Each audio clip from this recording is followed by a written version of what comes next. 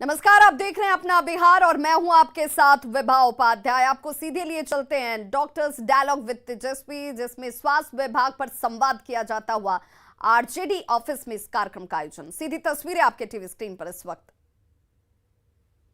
सोचेगा क्या करेगा। देखिए, उन लोगों के पास कोई विजन नहीं है, वही घिसा पिटा ढंग से बस जो है सरकार चल रही है। तो हमको इस पर ज्यादा टिप्पा टिप्पणी नहीं करना। आप लोग तो भुगतभोगी, हमसे ज्यादा बेहतर आप लोग जानते हैं, और हम तो जानना चाहते हैं कि और क्या समस्या है, ताकि हम बेहतर ढंग से जमीनी हकीकत को भी समझे।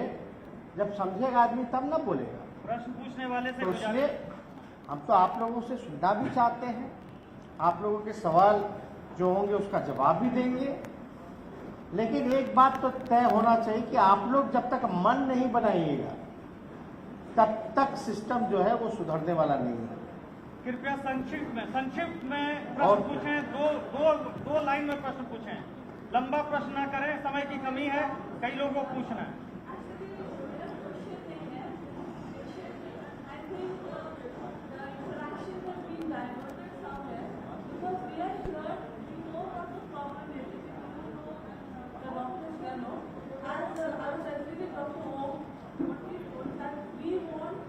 Solution. As a representative, I don't think you will be able to provide a sufficient right. You want to know my vision and solution? I'm ready to give you.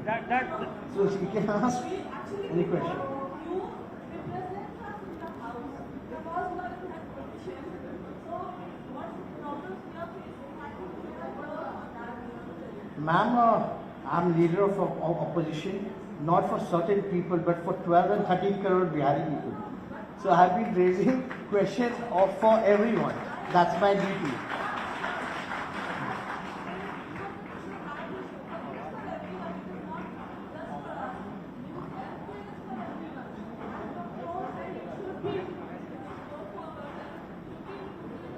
नहीं, हमारी सरकार बनती तो हम 15% जो है बजट हेल्थ का करते हैं। हेल्थ और एजुकेशन बहुत जरूरी है। ड्यूरिंग द इलेक्शन भी अगर आप लोगों ने देखा होगा तो हमने क्या कहा था, पढ़ाई, कमाई, दवाई, सिंचाई, कार्रवाई, सुनवाई वाली सरकार होनी चाहिए। अगला क्वेश्चन जो है कृपया संक्षिप्त में पूछें, एकदम संक्षिप्त में। डॉक्टर विनय कुमार, जैसा कि आप बोले जो नीति आयोग का जो रिपोर्ट आया है हाल फिलहाल में, उसमें भी बिहार शिक्षा स्वास्थ्य लेवल पर सबसे नीचे में है। तो बिहार में 6 बेड है 1 लाख की आबादी पर, उसके बावजूद यहाँ जो हमारे स्वास्थ्य कर्मी है उसका मात्र 1-2 बेड लगाना चाहिए। यहाँ सब कोई जानते हैं जो BBS की पढ़ाई के बाद PG की पढ़ाई होती है, PG के बाद सीनियर रेजिडेंट या स्पेशलिस्ट की पढ़ाई होती है। उसके बावजूद भी बिहार सरकार में हमारे जो PG डॉक्टर है उसका सैलरी असिस्टेंट प्रोफेसर से ज्यादा, और ये बेड का जो डिस्क्रिपेंसी है हमारे जो शहरी क्षेत्र में उसमें बेड ज्यादा है और पेरी का तो भूल ही गई है, और पेरी पे डॉक्टर क्यों नहीं जाना चाहते। आप ये सैलरी के लिए लड़ाई लड़नी पड़ती है, सुरक्षा के लिए लड़ाई लड़नी पड़ती है। बार बार हम लोग कितनों बार ऐसा हुआ जो PMC हमारा सबसे बड़ा अस्पताल है उसमें आए दिन हड़ताल होती है सुरक्षा को लेकर, वहाँ की नहीं मेडिकल प्रोटेक्शन है नहीं है, कहीं कोई सुविधा नहीं है। तो ये सब सरकार जब तक नहीं इसको रिकॉग्नाइज करेगी तब तक ये स्थिति सुधारने वाली नहीं है। और ये सब सरकार को खुद सुधारना चाहिए। आप जो MBBS के बाद यदि कोई आगे की पढ़ाई की उसका सैलरी क्यों कम है, उसको यदि आप अस्पताल में काम करता है वहाँ पर सिक्योरिटी प्रदान करने की जिम्मेदारी क्या है। ये सब आप लोगों की जिम्मेदारी और सरकार की है, इसको तत्काल जो है संशोधित किया जाए, नहीं तो हमारा हेल्थ सिस्टम सुधार। Thank you. बहुत बहुत धन्यवाद। आपका जो सवाल है सिर्फ हेल्थ डिपार्टमेंट में नहीं है, हर जगह देखिएगा तो सैलरी जो है समय पे नहीं मिलती है। कुछ दिन पहले परमानेंट नौकरी नहीं दी गई, नियोजित शिक्षक का बताया गया, उन लोगों की भी सैलरी नहीं मिली। जो स्वयं सहायता समूह है या चाहे जीविका दी हो या आशा वर्कर हो, उन लोगों का भी जो है मानदेय जो है नहीं बढ़ाया गया। देखिए, लैक ऑफ गवर्नेंस तो है पूरे सिस्टम में, और जो सीरियसनेस होना चाहिए चीजों को बेहतर करने की, यानी एडमिनिस्ट्रेशन है। हम तो कहते हैं कि लोग कहते हैं कि एक गवर्नेंस है, एक बैड गवर्नेंस है, लेकिन हम कहते हैं यहाँ कोई गवर्नेंस है ही नहीं। बिहार में सब कुछ जो है भगवान भरोसे। हमारी इन सब चीज़ों से क्या होगा? लोग जो है सैलरी जिसको नहीं मिल रहा इतने महीने से, क्या उसका काम में ध्यान लगेगा? कितना भी क्या कोशिश करें, तो ये सारी चीज़ें हैं। उसका भी परिवार है, उसके भी परिवार को जीवन जीना मरना है, खाना पीना है, हर चीज़ है, उसका व्यवस्था तो लोगों को मामूली चीज़ें हैं। तो इसलिए जो है सरकार को तो हम लोग बोलते ही रहते, लेकिन इस चीज़ पे ध्यान देने की ज़रूरत है। लोगों को कम से कम प्रॉपर समय पे तो सैलरी, इतना बेसिक चीज़ है कि समय पे आप सैलरी तो दीजिए। और जहाँ तक डिस्क्रिमिनेशन की बात है, हर जगह ही डिस्क्रिमिनेशन है और कहीं सुनवाई और कार्रवाई तो होती ही नहीं। अब आप बताइए ना, जो सीएजी का जो रिपोर्ट आया है, बिहार में लगभग जो है 70 घोटाले हो चुके हैं और सीएजी के रिपोर्ट में अभी जो फिलहाल आया पिछली बार 2 लाख करोड़ से भी ज्यादा का एक्सपेंडिचर का जो है सरकार ने अब तक खर्च नहीं बताया कि कहां खर्च हुआ। It's a scam. आप समझ रहे हैं? 2 लाख करोड़ रुपया जो है वो ऐसे बह रहा है, लेकिन जो हमारे डॉक्टर्स हैं, इंजीनियर्स हैं, सिपाही हैं, इन लोगों का सैलरी नहीं मिलता, समय पे नहीं मिलता। तो किसका पैसा है? ये पैसा तो आप ही लोगों के टैक्स का पैसा जो जाता है। अब नीतीश जी इस पे सवाल पूछेंगे, हम लोग पूछते हैं भैया कहाँ गया पैसा?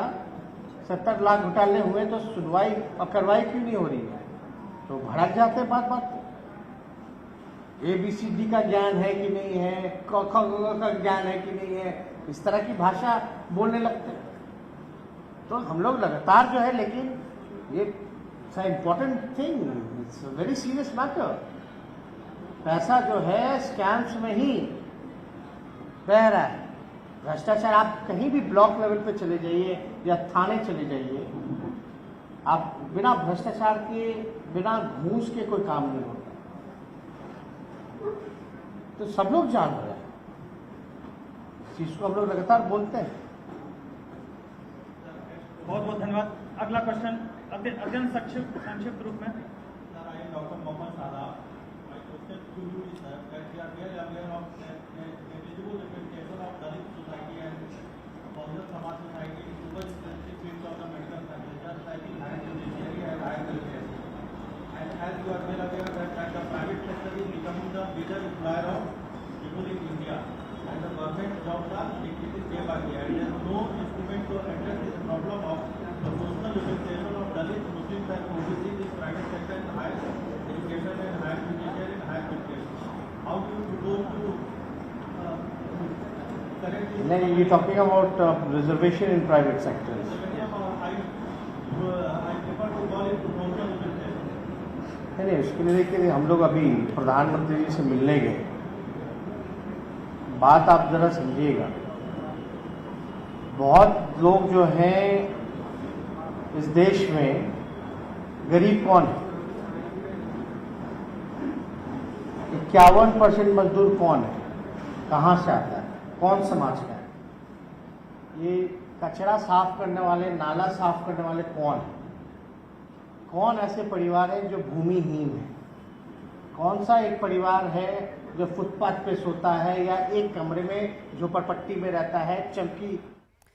तो डॉक्टर्स डायलॉग विद तेजस्वी, जिसमें स्वास्थ्य व्यवस्था को लेकर एक संवाद किया जाता हुआ, क्या खामियां हैं, क्यों हम पीछे रह गए और डॉक्टर्स को लेकर के आगे आने की ज़रूरत है, अपनी बातों को मुखरता से रखने की ज़रूरत है और हालात में तब्दीली की ज़रूरत है, क्योंकि बिहार में गवर्नेंस नाम की कोई चीज़ नहीं है, ये कहते हुए नजर आए तेजस्वी यादव। राजनीति के दिग्गज, केंद्रीय मंत्री से लेकर बिहार के मुख्यमंत्री तक रहने वाले लालू प्रसाद को दिल्ली में बंधक बनाकर रखा गया है। तेज प्रताप के मुताबिक पार्टी के राष्ट्रीय अध्यक्ष बनने का 4-5 लोग सपना सजोकर रखे हुए हैं और वही 4-5 लोग लालू प्रसाद जी को दिल्ली से बिहार नहीं आने दे रहे। वो 4-5 लोग कौन है, इस पर तेज प्रताप मौन है, लेकिन तेज प्रताप यादव के बयान से घमासान जरूर मच गया है।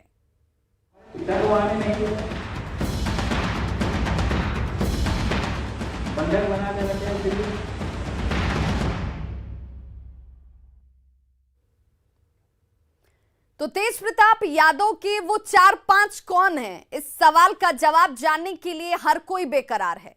और आज जैसे ही तेजस्वी यादव दिल्ली से पटना पहुंचे, एयरपोर्ट पर उनका इसी सुलगते सवाल से सामना हो जाता है। लेकिन तेजस्वी ने तेज प्रताप के बंधक वाले बयान पर चुप्पी साधे रखी और बस इतना कहा कि लालू प्रसाद यादव ऐसे व्यक्तित्व नहीं कि उन्हें कोई बंधक बना सके। आरजेडी में कुछ लोग जो राष्ट्रीय अध्यक्ष बनने का सपना देखते हैं, 4-5 लोग हैं, और तमाम लोग, और सब जानता है नाम देने का कोई फायदा है नहीं। पिताजी को जेल से आए हुए महीना और साल भर हो गया, हमारे पिताजी को वहीं रोक कर रखा हुआ, हमारे पिता को आने नहीं दे रहे, बंधक बना के रखे दिल्ली, आरएसएस के हम में रहते हो, बिहार आने नहीं दे। पिताजी कह रहे हैं कि उनके पिताजी को बंधक बना लिया। किसने बंधक बनाया? बड़े भाई क्या दर्द छलका है उनका। अब देखिए, अब हम इतना जरूर कह सकते हैं कि लालू जी जो हैं लंबे समय तक बिहार के मुख्यमंत्री रहे, रेल मंत्री रहे, 2 प्रधानमंत्री उन्होंने बनाया, आडवाणी जी को भी गिरफ्तार किया। तो उनका जो व्यक्तित्व है इससे मैच नहीं खाता है। लेकिन उनको किसने बंधक बना लिया है? सवाल है, क्या आपके ऊपर तेज प्रताप जी हमला बोल रहे हैं? क्या आपके ऊपर तेज प्रताप जी हमला बोल रहे हैं कि आखिर? हम तो साफ तौर पे कह चुके हैं कि लालू जी का व्यक्तित्व इससे मैच ही नहीं करता, तो आडवाणी जी को गिरफ्तार कर रखा है। केंद्रीय मंत्री पशुपति पारस आज पूर्व मुख्यमंत्री जीतन राम मांझी के आवास पर पहुंचे। पशुपति पारस ने जीतन राम मांझी को 8 अक्टूबर को पटना में आयोजित होने वाले रामविलास पासवान की पुण्यतिथि में शामिल होने के लिए आमंत्रित किया है। मांझी ने समारोह में आने पर अपनी सहमति जताई।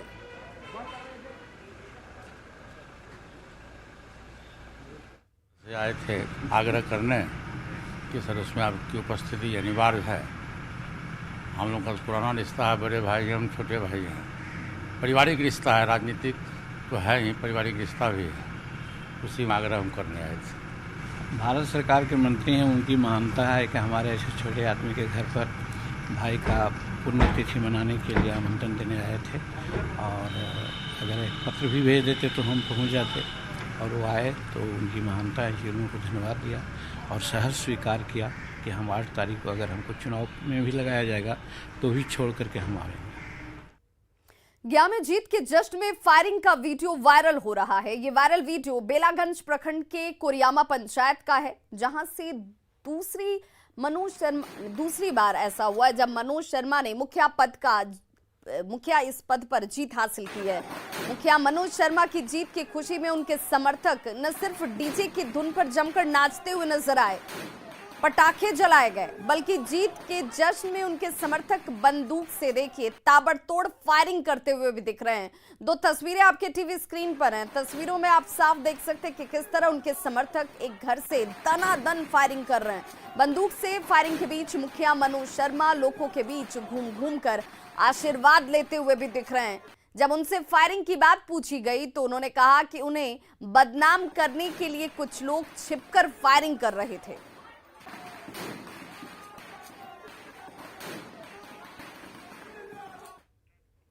इधर सीतामढ़ी पुलिस ने बड़ी कार्रवाई करते हुए नानपुर ब्लॉक के गौरी गांव से मुखिया समेत 17 लोगों को गिरफ्तार कर लिया है। दरअसल पंचायत चुनाव में जीत के बाद नवनिर्वाचित मुखिया अपने समर्थकों के साथ डीजे बजाकर जश्न मना रहे थे, और वो उस जश्न की तस्वीर जहां पर पुलिस की टीम इन्हें डीजे बंद कराने के लिए पहुंचती है, मुखिया और उनके समर्थकों ने पुलिस पर ही हमला कर दिया।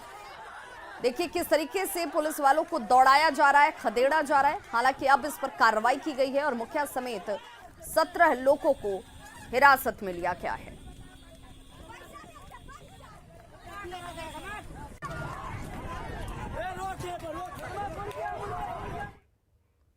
और अब बात अलर्ट की, जिसे 3 दिनों के लिए अलर्ट के तौर पर जारी किया गया है। कई जिलों में लगातार बारिश हो रही है और 5 जिलों की तस्वीरें हम आपको दिखाने जा रहे हैं। इन 5 जिलों की तस्वीरें आपके सामने, जहां बारिश से जनजीवन अस्त व्यस्त हो चुका है और अभी 3 दिनों का अलर्ट मौसम विभाग की तरफ से जारी किया गया है।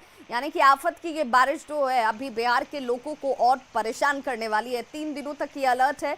बिहार के तमाम जिलों 38 जिलों पर इसका असर रहेगा। हालांकि 8 जिले ऐसे हैं जहां पर ज्यादा बारिश होगी। इस वक्त आपके सामने टीवी स्क्रीन पर 5 जिलों की तस्वीरें। समस्तीपुर, पूर्णिया, दरभंगा, बाढ़ और लखीसराय। पानी से जिंदगी परेशान है। हर तरफ जल जमाव, नदियां उफान पर, बाढ़ जैसे एक बार फिर से हालात, शहरी इलाके में जल भराव और जनजीवन अस्त व्यस्त। तो खबरों का सिलसिला लगातार जारी है। आप देखते रहिए न्यूज़ 18 बिहार झारखंड।